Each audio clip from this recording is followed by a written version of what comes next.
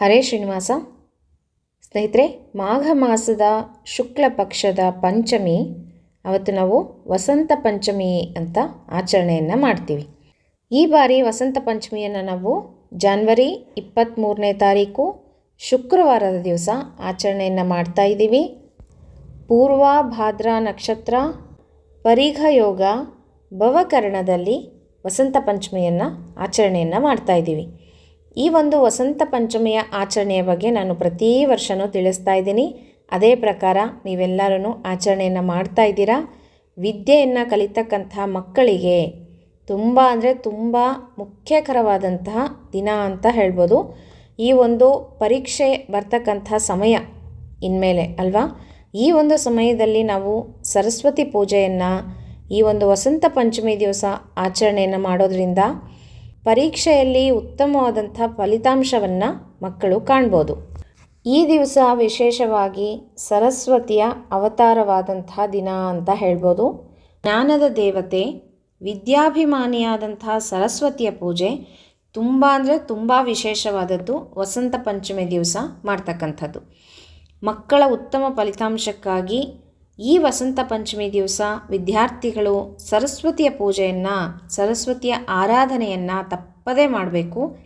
ಇದರಿಂದ ವಿಶೇಷ ಫಲವನ್ನು ಪಡಿಬೋದು.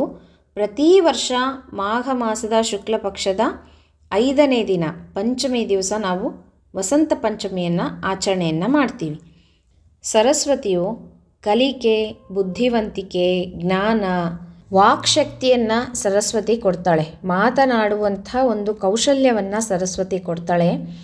ಮತ್ತು ಮಾತಿನ ಪ್ರಧಾನ ದೇವತೆ ಅಂತಲೇ ಹೇಳ್ಬೋದು. ಹಾಗಾಗಿ ಜ್ಞಾನವನ್ನು ನೀಡ್ತಕ್ಕಂಥವಳು ಸರಸ್ವತಿ ಅಂತ ಹೇಳ್ತೀವಿ. ವಾಕ್ವಾಣಿ ಅಂತೀವಿ, ಶಾರದಾ ಅಂತ ಕರಿತೀವಿ ಸರಸ್ವತಿಯನ್ನು, ವಾಗೀಶ್ವರಿ ಅಂತ ಕರೆಯಲಾಗುತ್ತೆ, ಬ್ರಾಹ್ಮಿ, ವಾಗ್ದೇವತೆ ಅಂತ ಎಲ್ಲ ತುಂಬ ಹೆಸರುಗಳಿಂದ ಸರಸ್ವತಿಯನ್ನು ನಾವು ಕರಿತೀವಿ.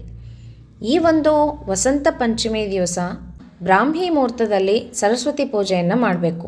ಮುಖ್ಯವಾಗಿ ಓದ್ತಕ್ಕಂತಹ ವಿದ್ಯಾರ್ಥಿಗಳು ಬೆಳಗ್ಗೆ 5 ಗಂಟೆ 9 ನಿಮಿಷದಿಂದ 6 ಗಂಟೆ 49 ನಿಮಿಷದ ತನಕನೂ ಸಮಯ ಚೆನ್ನಾಗಿದೆ. ಈ ಒಂದು ಸಮಯದಲ್ಲಿ ಬೆಳಗ್ಗೆ ಸ್ನಾನವನ್ನು ಮಾಡಿಕೊಂಡು ಮಕ್ಕಳುಗಳು ಒಗೆದಂತಹ ಬಟ್ಟೆಯನ್ನು ಧರಿಸಿ, ನಾನು ವಿದ್ಯೆಗಾಗಿ ಸರಸ್ವತಿ ರಂಗೋಲಿಯನ್ನು ಇನ್ನೊಮ್ಮೆ ತಿಳಿಸ್ಕೊಡ್ತೀನಂತೆ. ಆ ರಂಗೋಲಿಯನ್ನು ತಾಯಂದರು ಹಾಕ್ಬೋದು, ಮಕ್ಕಳು ಹಾಕ್ತೀವಿ ಅಂದರೆ ಹಾಕ್ಬೋದು, ತೊಂದರೆ ಇಲ್ಲ. ಇಲ್ಲಾಂದರೆ ತಾಯಂದರೆ ಸಹ ಹಾಕಿ ಆ ಒಂದು ಸರಸ್ವತಿಯ ರಂಗೋಲಿ ಅಥವಾ ಸರಸ್ವತಿಯ ಫೋಟೋ ನಿಮ್ಮ ಮನೆಯಲ್ಲಿ ಇತ್ತು ಅಂದರೆ ನೀಟಾಗಿ ಫೋಟೋ ಒರೆಸ್ಕೊಂಡು ಅರಿಶಿನ ಕುಂಕುಮ ಹಚ್ಚಿ ಒಂದು ಮಣೆಯ ಮೇಲಿಟ್ಟು ತುಪ್ಪದ ದೀಪಗಳನ್ನು ಹಚ್ಚಿಟ್ಟು, ವಿಶೇಷವಾಗಿ ಹಳದಿ ಹೂವಿನಿಂದ ಪೂಜೆ, ತುಂಬ ವಿಶೇಷ ಫಲವನ್ನು ಪಡಿಬೋದು. ಹಳದಿ ಹೂವಿನಿಂದ ಪೂಜೆ, ಈ ಶಾವಂತಿಗೆ ಎಲ್ಲ ಬರುತ್ತಲ್ಲ, ಇದನ್ನು ಏರಿಸಿ ಮತ್ತು ಬಿಳಿ ಹೂವಿನಿಂದ ಸಹ ಪೂಜೆಯನ್ನು ಮಾಡ್ಬೋದು. ವಿಶೇಷತೆ ಅಂದರೆ ಹಳದಿ ಹೂವು, ಗೆಜ್ಜೆ ವಸ್ತ್ರವನ್ನು ಏರಿಸಬೇಕು. 18+2 ಏನಾದರೂ ಸಿಹಿಯನ್ನು ಮಾಡಿ ನೈವೇದ್ಯ ಮಾಡ್ಬೋದು, ಕೇಸರಿ ಬಾತು ಆ ಥರ. ಮತ್ತು ಹಣ್ಣು ಕಾಯಿ ನೈವೇದ್ಯ ಮಾಡ್ಬೋದು. ಧೂಪ ದೀಪಗಳಿಂದ ಪೂಜೆಯನ್ನು ಮಾಡಿ ಸರಸ್ವತಿಯ ಮಂತ್ರ ಸ್ತೋತ್ರಗಳನ್ನು ಹೇಳಿಕೊಂಡು, ನಾನು ಮುಂದೆ ನಿಮಗೆ ಈ ವಿಡಿಯೋದಲ್ಲೇ ತಿಳಿಸ್ಕೊಡ್ತೀನಿ ಸ್ತೋತ್ರವನ್ನು, ಅದನ್ನು ಹೇಳಿಕೊಂಡು ಪೂಜೆಯನ್ನು ಮಾಡಿಕೊಂಡು, ಜೊತೆಗೆ ಸರಸ್ವತಿಯ ರಂಗೋಲಿಯನ್ನು ಸಹ, ಸರಸ್ವತಿಯ ಫೋಟೋ ಇದ್ದರೆ ಇಟ್ಕೊಂಡು ಅದರ ಮುಂದುಗಡೆ ರಂಗೋಲಿ ಹಾಕ್ಕೊಳ್ರಿ. ಫೋಟೋ ಇಲ್ಲ ಅಂದರೆ ರಂಗೋಲಿಗೇ ಪೂಜೆ ಮಾಡಿಕೊಳ್ರಿ, ಆಯಿತಾ. ಗೆಜ್ಜೆ ವಸ್ತ್ರ ಹೂವನ್ನು ಏರಿಸಿ ಪೂಜೆ ಮಾಡಿಕೊಂಡು ಧೂಪ ದೀಪ ನೈವೇದ್ಯವನ್ನು ಮಾಡಿರಿ. ಪರೀಕ್ಷೆಗೆ ಕೂಡುವಂಥ ವಿದ್ಯಾರ್ಥಿಗಳು ತಮ್ಮ ಪುಸ್ತಕಗಳು ಯಾವುದಾದ್ರೂ ಒಂದೆರಡು, ನಿಮ್ಗೆ ಯಾವುದು ತುಂಬ ಕಷ್ಟ ಅನಿಸುತ್ತೋ ಅಂತಹ ಸಬ್ಜೆಕ್ಟನ್ನು ಇಡ್ಬೋದು. ಒಂದೆರಡು ಪುಸ್ತಕಗಳನ್ನು ಇಟ್ಟು ಅದರ ಮೇಲೆ ಒಂದು ಪೆನ್ನನ್ನು ಇಡ್ರಿ, ಲೇಖನಿ. ನೀವು ಪರೀಕ್ಷೆಗೆ ಬಳಸುವಂತಹ ಒಂದು ಪೆನ್ನು, ಅದನ್ನು ನೀವು ಹೊಸದಾಗಿ ತೊಗೊಂಡು ಬನ್ನಿರಿ. ಅದನ್ನು ಈಗ ಬಳಸಬೇಡ್ರಿ, ಎಕ್ಸಾಮ್ಸ್ ಟೈಮಲ್ಲಿನೇ ಆ ಪೆನ್ನನ್ನು ಬಳಸ್ರಿ. ಹಾಗಾಗಿ ಆ ಒಂದು ಪೆನ್ನನ್ನು ಆ ಪುಸ್ತಕದ ಮೇಲೆ ಇಟ್ಟು ಅದಕ್ಕೂ ಸಹ ಗೆಜ್ಜೆ ವಸ್ತ್ರ ಹೂವು ಎಲ್ಲವನ್ನು ಏರಿಸಿ ಪುಸ್ತಕಕ್ಕೂ ಮತ್ತು ಪೆನ್ನಿಗೂ ಪೂಜೆಯನ್ನು ಮಾಡಿಕೊಳ್ರಿ. ದೀಪವನ್ನು ಹಚ್ಚಿಡ್ರಿ. ಪೂಜೆ ಮಾಡಿಕೊಂಡು ಸರಸ್ವತಿಯ ಸ್ತೋತ್ರ ಮಂತ್ರಗಳನ್ನು ಹೇಳಿಕೊಂಡು ಭಕ್ತಿಯಿಂದ ನಮಸ್ಕಾರವನ್ನು ಮಾಡಿಕೊಳ್ರಿ. ಈ ರೀತಿಯಾಗಿ ವಸಂತ ಪಂಚಮಿ ದಿವಸ ವಿದ್ಯಾರ್ಥಿಗಳು ತಪ್ಪದೇ ಸರಸ್ವತಿಯ ಪೂಜೆಯನ್ನು ಮಾಡಿಕೊಳ್ಳೋದ್ರಿಂದ ಸರಸ್ವತಿಯ ವಿಶೇಷ ಅನುಗ್ರಹ ನಿಮಗೆ ಪ್ರಾಪ್ತಿಯಾಗಿ ನೀವು ಬರೀತಕ್ಕಂಥ ಪರೀಕ್ಷೆಗಳಲ್ಲಿ ಉನ್ನತವಾದಂಥ ಅಂಕಗಳನ್ನು ಪಡಿಬೋದು. ಒಳ್ಳೆಯ ಮಾರ್ಕ್ಸನ್ನು ತಗೊಂಡು ಉತ್ತೀರ್ಣರಾಗ್ಬೋದು. ಯಾಕಂದರೆ ನಾವು ಎಷ್ಟು ಶ್ರಮ ಪಡ್ತೀವಿ ಅದು ಒಂದು ಕಡೆ ಆಯಿತು ಅಂದರೆ ದೇವರ ಆಶೀರ್ವಾದ ನಮಗೆ ಅಷ್ಟೇ ಮುಖ್ಯ ಅಲ್ವಾ. ನಮ್ಮ ಪರಿಶ್ರಮನೂ ಇರಬೇಕು, ಜೊತೆಗೆ ದೇವರ ಒಂದು ಅನುಗ್ರಹನೂ ಇರಬೇಕು. ಬರೀ ಪರಿಶ್ರಮ ಪಟ್ಟರೂ ಅದು ಪ್ರಯೋಜನ ಇಲ್ಲ ಬರೀ ದೇವರಿಗೆ ಬಿಟ್ಬಿಟ್ಟು ನಾನು ಏನು ಓದೋದೇ ಇಲ್ಲ ಹಾಗೆ ಎಕ್ಸಾಮ್ ಬರೀತೀನಿ ಅಂದರೆ ಅದೂ ಪ್ರಯೋಜನಕ್ಕೆ ಬರೋದಿಲ್ಲ. ನಮ್ಮ ಪರಿಶ್ರಮನೂ ಜೊತೆಗಿರಬೇಕು, ದೇವರ ಅನುಗ್ರಹನೂ ನಮ್ಮ ಹಿಂದೆ ಇರಬೇಕು. ಹೀಗಿದ್ದಾಗ ಮಾತ್ರ ನೀವು ಉತ್ತಮವಾದಂಥ ಸ್ಥಾನವನ್ನು ಪಡೀಲಿಕ್ಕೆ ಸಾಧ್ಯ ಆಗುತ್ತೆ.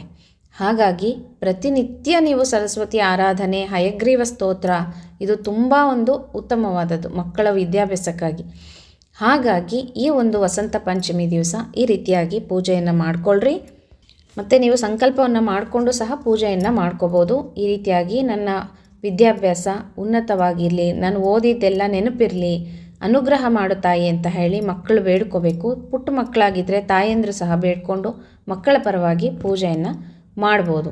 ನೋಡಿರಿ, ಅವತ್ತಿನ ದಿವಸ ಉತ್ತರಾಯಣ, ಶಿಶಿರ ಋತು, ಮಾಘ ಮಾಸ, ಶುಕ್ಲ ಪಕ್ಷ, ಪಂಚಮಿ ತಿಥಿ ಇರುತ್ತೆ. ಭೃಗುವಾಸರ ಅಥವಾ ಶುಕ್ರವಾಸರ ಅಂತ ಹೇಳ್ಕೊಬೋದು.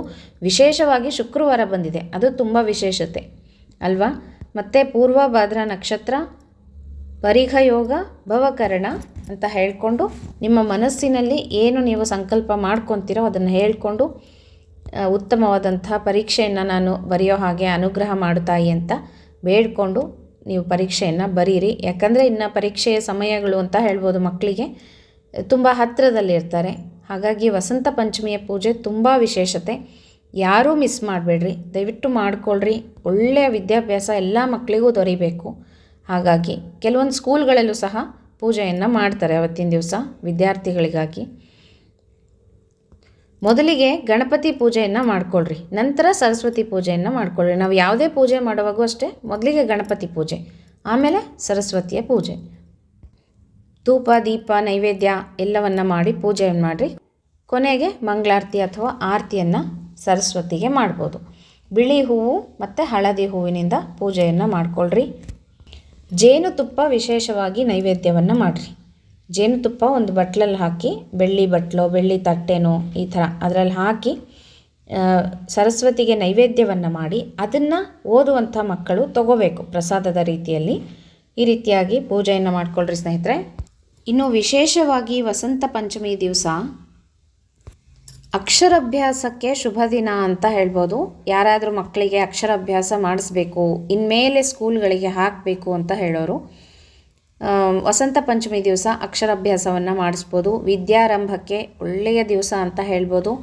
ಮತ್ತು ಯಾರಾದರೂ ಹೊಸದಾಗಿ ಅಡ್ಮಿಷನ್ಸ್ ಮಾಡಿಸೋರು ಅಥವಾ ಇನ್ನೇನಾದರೂ ಅಪ್ಲಿಕೇಶನ್ ಫಿಲ್ ಮಾಡೋರು, ಯಾವುದಾದ್ರೂ ವಿದ್ಯೆಗಾಗಿ ಉದ್ಯೋಗಕ್ಕಾಗಿ ಯಾರಾದರೂ ಪ್ರಯತ್ನಗಳನ್ನು ಮಾಡ್ತಾಯಿದ್ರೆ ಈ ದಿವಸ ತುಂಬ ವಿಶೇಷತೆ ಅಂತ ಹೇಳ್ಬೋದು. ಮತ್ತು ವಿವಾಹಗಳು, ಗೃಹ ಪ್ರವೇಶಗಳನ್ನು ಮಾಡ್ಬೋದು. ಯಾವುದಾದ್ರೂ ಹೊಸ ಕೆಲಸವನ್ನು ಪ್ರಾರಂಭ ಮಾಡ್ಬೋದು. ಮಕ್ಕಳಿಗೆ ಶಾಲೆಗೆ ಸೇರಿಸೋದು, ಫೀಸನ್ನು ಕಟ್ಟೋದು ಅಥವಾ ಅಡ್ವಾನ್ಸನ್ನು ಕಟ್ಟೋದು, ಬುಕ್ ಮಾಡ್ಕೊಳ್ಳೋದು, ಹೀಗೆಲ್ಲ ವಿಶೇಷವಾದಂಥ ದಿನ ಅಂತ ಹೇಳ್ಬೋದು. ಇನ್ನು ಅವತ್ತಿನ ದಿವಸ ಹೇಳ್ತಕ್ಕಂಥ ಸ್ತೋತ್ರವನ್ನು ನಿಮಗೆ ತಿಳಿಸ್ಕೊಡ್ತೀನಂತೆ. ಮೊದಲನೇದಾಗಿ ಗಣಪತಿಯ ಪೂಜೆ, ಗಣಪತಿಯ ಸ್ತೋತ್ರ ಇದನ್ನು ಹೇಳ್ಕೊಳ್ರಿ. ನಂತರ ಹಯಗ್ರೀವ ಸ್ತೋತ್ರವನ್ನು 11 ಬಾರಿ ಹೇಳ್ಕೋಬೇಕು. ಜ್ಞಾನಾನಂದಮಯಂ ದೇವಂ ನಿರ್ಮಲ ಸ್ಫಟಿಕಾಕೃತಿಂ ಆಧಾರಂ ಸರ್ವವಿದ್ಯಾನಾಂ ಹಯಗ್ರೀವಂ ಉಪಾಸ್ಮಯೇ 11 ಬಾರಿ ಹೇಳ್ಕೋಬೇಕು. ನಂತರ ಸರಸ್ವತಿಯ ಸ್ತೋತ್ರಗಳು ಯಾವುದಾದ್ರೂ ನಿಮಗೆ ಗೊತ್ತಿದ್ದರೆ ಅದನ್ನು ಸಹ 11 ಬಾರಿ ಹೇಳ್ಕೊಬೋದು. ಆಮೇಲೆ ಇನ್ನೂ ಒಂದು ನಿಮಗೆ ತಿಳಿಸ್ಕೊಡ್ತೀನಿ. ಗಂಡು ಮಕ್ಕಳು ಹೇಳೋದಾಯಿತು ಅಂದರೆ ಓಂಕಾರವನ್ನು ಉಚ್ಚಾರಣೆ ಮಾಡಿರಿ. ಓಂ ಅಂತ ಹೇಳಿಕೊಂಡು ಹ್ರೀಂ ಹ್ರೀಂ ಹ್ರೀಂ ಅಂತ 3 ಸಲ ಹೇಳಬೇಕು. ನಂತರ ಸರಸ್ವತಿಯೇ ನಮಃ ಸರಸ್ವತಿಯೇ ನಮಃ ಅಂತ 11 ಬಾರಿ ಗಂಡು ಮಕ್ಕಳು ಹೇಳಬೇಕು.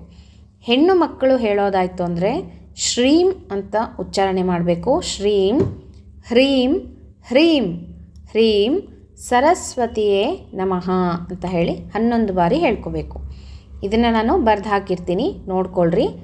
3 ಬಾರಿ ಹ್ರೀಂಕಾರವನ್ನು ಹೇಳಿಕೊಂಡು ಸರಸ್ವತಿಯೇ ನಮಃ ಅಂತ ಹೇಳಬೇಕು. ಗಂಡು ಮಕ್ಕಳಾದರೆ ಓಂಕಾರ, ಹೆಣ್ಣು ಮಕ್ಕಳಾದರೆ ಶ್ರೀಂ. ಆಯಿತಾ? ಈ ರೀತಿಯಾಗಿ ಅವತ್ತಿನ ದಿವಸ ಹೇಳಿಕೊಂಡು ಸರಸ್ವತಿಗೆ ನಮಸ್ಕಾರ ಮಾಡಿಕೊಂಡು ಶಾಲೆಗಳಿಗೆ ಹೋಗ್ಬೋದು.